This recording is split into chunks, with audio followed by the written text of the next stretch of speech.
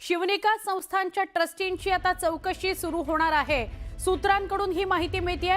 संस्थानचं अध्यक्षपद भोंदू अशोक खरातकडेच होतं। एसआयटी कडून आता त्याच्या बरोबर असलेले जे ट्रस्टी होते त्यांची सुद्धा चौकशी होणार आहे अशी माहिती मिळते। चाकणकर यापूर्वी ट्रस्टी होत्या, त्यामुळे चाकणकर यांची सुद्धा कदाचित चौकशी होऊ शकते। त्या चौकशीच्या फेऱ्यात येऊ शकतात। मंदिर संस्थानातील कारभाराबाबत सूत्रांकडून माहिती मिळते की तपास होणार आहे। मंदिर संस्थांमध्ये नेमका कारभार कसा चालू होता, तो पारदर्शक होता का, या सगळ्या संदर्भात चौकशी होईल। आमचे प्रतिनिधी लक्ष्मण घाटोळ यांच्याशी बोलूया। लक्ष्मण, काय अधिक सांगाल?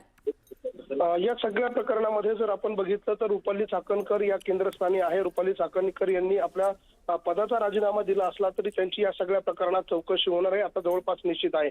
जे श्री शिवनिका संस्थान आहे नाशिकच्या सिन्नर तालुक्यातील मिरगावमध्ये, त्या संस्थानावर त्या विश्वस्त होत्या खरात बरोबर। अशोक खरात हा या संस्थेचा अध्यक्ष आहे। त्याचबरोबर उपाध्यक्ष आणि इतर 5 सदस्य असे 7 लोकांची कमिटी या संस्थेवरती होती आणि त्या संस्थेतले प्रमुख म्हणून अशोक खरात होते आणि अशोक खरातांच्या बरोबरच रुपाली चाकणकर ह्या देखील त्या ठिकाणी सदस्य म्हणून होत्या। त्यामुळे रुपाली चाकणकर देखील यांची देखील या प्रकरणात चौकशी होण्याची आता शक्यता निर्माण झालेली आहे। एसआयटी कडनं हा फास लावला जातोय। याचं कारण असं आहे की ज्या वेळेला जाधव नावाचा त्यांच्या कार्यालयातला जो ऑफिस बॉय आहे त्याच्यावरती गुन्हा दाखल करण्यासाठी रुपाली चाकणकर यांनी दबाव आणलेला होता, अशा प्रकारची माहिती त्यांनी एसआयटीच्या पथकाला दिलेली होती। आणि त्यामुळे आता एसआयटीच्या पथकानं हा दबाव आणण्यामागचं नेमकं काय कारण होतं, रुपाली चाकणकर यांनी खरोखर या सगळ्यात जो ऑफिस बॉय जाधव तक्रार ज्याच्यावरती अशोक खरात यांनी गुन्हा दाखल केलेला होता आणि हा गुन्हा दाखल करत असताना त्याच्या पोलीस यंत्रणांवरती त्यांनी दबाव आणला होता का, या सगळ्याची चौकशी त्यांना करायची आहे। त्याचबरोबर जे ट्रान्झॅक्शन्स आहेत या संस्थेचे ते कोणासोबत आहे हे सगळं तपासण्यासाठी या प्रकरणामध्ये रुपाली चाकणकर यांची चौकशी होणार हे आता जवळपास निश्चित झालं आहे। नक्की, धन्यवाद लक्ष्मण माहिती दिल्याबद्दल। भोंदू खरात प्रकरणी मोठी माहिती समोर येते आहे। भोंदू खरातच्या एका माजी कर्मचाऱ्यानं या सगळ्या प्रकरणाचा उलगडा केल्याचं आता समोर येत आहे। रविवारी या माजी कर्मचाऱ्यानं नाशिक पोलिसात तक्रार दाखल केली। त्याच्या ओळखीच्या एका गर्भवती महिलेवर खरातनं लैंगिक अत्याचार केला होता अशी तक्रार त्यानं दाखल केली। या घटनेनंतरच या कर्मचाऱ्यानं खरातच्या ऑफिस केबिनमध्ये गुप्त कॅमेरा लपवल्याची माहिती त्यानं पोलिसांना दिली। महिलांवर होणाऱ्या अत्याचाराचं फुटेज त्यानं गोळा केलं। हे पुरावे त्यानं पोलिसांना दिले। पेनड्राईव्हमध्ये असलेल्या फुटेजमध्ये महिलांना विशिष्ट पदार्थ दिल्यानंतर त्या अस्वस्थ दिसत असल्याचं आणि त्यानंतर खरातनं त्यांच्याशी अश्लील वर्तन केलं असल्याचं दिसतं आहे, अशी माहिती पोलिसांनी दिली आहे। आतापर्यंत 100हून अधिक व्हिडिओ क्लिप्स सापडलेले आहेत। रविवारी आणखी एका महिलेनं खरात विरोधात एफआयआर दाखल केली।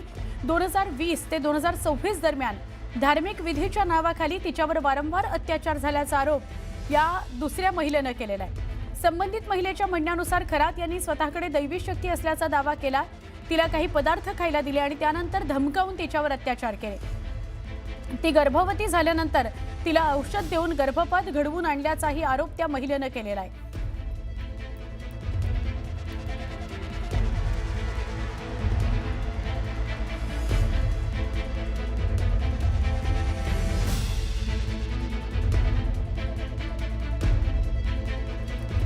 जेव्हा या महिलेनं खरात विषयीच्या बातम्या वर्तमानपत्र आणि प्रसारमाध्यमांमध्ये पाहिल्या तेव्हा ती लगेच पोलिसांकडे गेली आणि मग तिने रविवारी एफआयआर दाखल केली।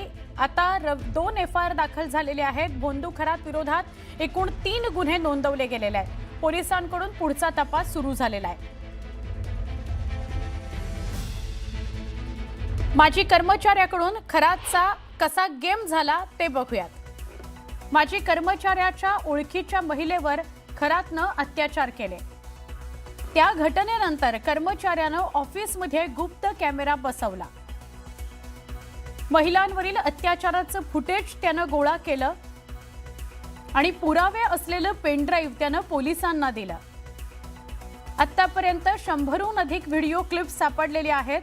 अनेक महिलांवर या खरातनं अत्याचार केलेले आहेत आणि अत्यंत गंभीर असा हा प्रकार आहे।